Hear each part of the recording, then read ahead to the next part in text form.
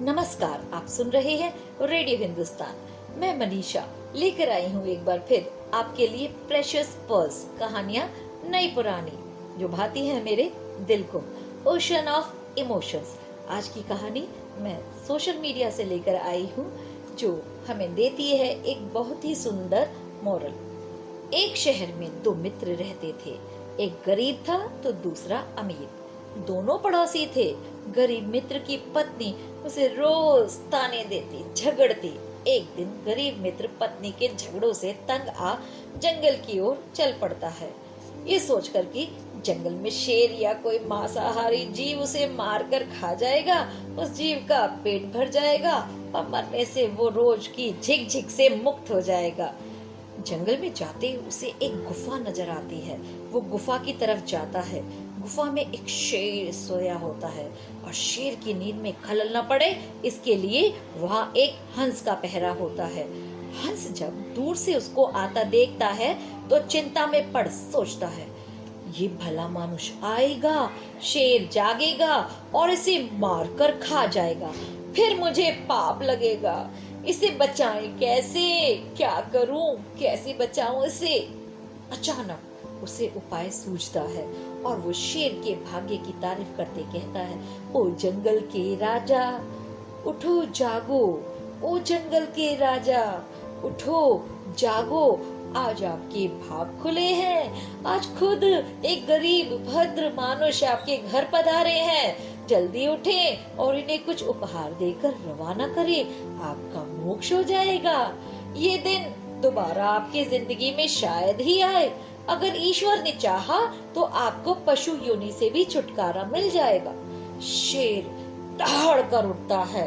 हंस की बात उसे सही लगती है और पूर्व में शिकार मनुष्य के गहने वो उस गरीब मित्र के पैरों में रख शीश झुकाता है, जीभ से उसका पैर चाटता है। हंस गरीब आदमी को इशारा करता है और कहता है, हे भली मानुष, ये सब गहने उठाओ और जितना जल्द हो सके वापस अपने घर जाओ। ये सिंह है, सिंह, कब मन बदल जाए कोई नहीं जानता। गरीब आदमी समझदार होता है और उसकी बात समझ जाता है और अपने घर लौट जाता है। पड़ोसी अमीर मित्र की पत्नी को जब सब बातों का पता चलता है तो वो भी अपने पति को जबरदस्ती जंगल में उसी शेर की गुफा की ओर भेजती है। अब शेर का पहरेदार बदल जाता है। नया पहरेदार होता है कोआ। जैसे कोए की प्रवृत्ति होती है वो वैसा ही सोचता है, बढ़िया है, इंसान आया है, शेर को जगाऊं, आज ताजा ताजा मांस खाने को मिलेगा। शेर की नींद में खलल पड़ेगी, गुस्साएगा, इस इंसान को मारेगा तो कुछ मेरे भी हाथ लगेगा, मेरा पेट भर जाएगा। ये सोच वो काऊ काऊ काऊ चिल्लाता है। शेर गुस्सा हो जागता है, दहाड़ता है। दूसरे अमीर मित्र पर उसकी नजर जैसे ही पड़ती है तुरंत उसे हंस की बात याद आ जाती है। वो समझ जाता है कोआ क्यों काव काव कर रहा है। वो अपने पूर्व में हंस के कहने पर किए गए धर्म को खत्म नहीं करना चाहता था।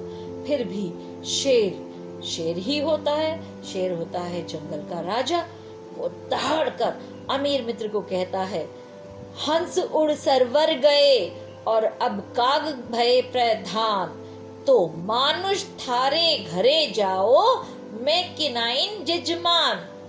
हंस उड़ सरवर गए और अब काग भय प्रधान, तो मानुष थारे घरे जाओ, मैं किनाइनी जजमान।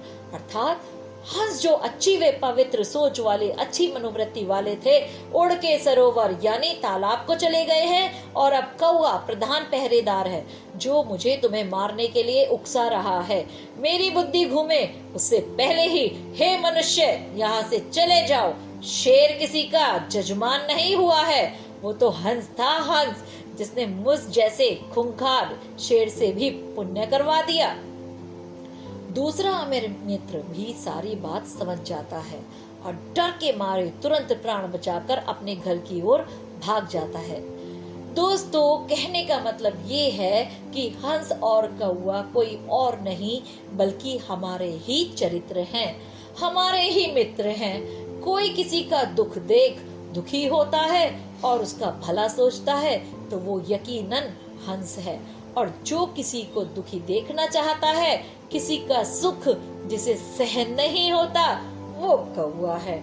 जो आपस में मिलजुल भाईचारे से रहना चाहते हैं वे हंस प्रवृत्ति के हैं, और जो झगड़ कर एक दूसरे को मारने लूटने की प्रवृत्ति रखते हैं वे कौवे की प्रवृत्ति के हैं। आशा करती हूँ आपको ये कहानी और उसका संदेश अच्छा लगा होगा। कमेंट बॉक्स में लिखकर मुझे अपनी राय जरूर बताइएगा। तब तक करते रहिए काम और सुनते रहिए रेडियो हिंदुस्तान।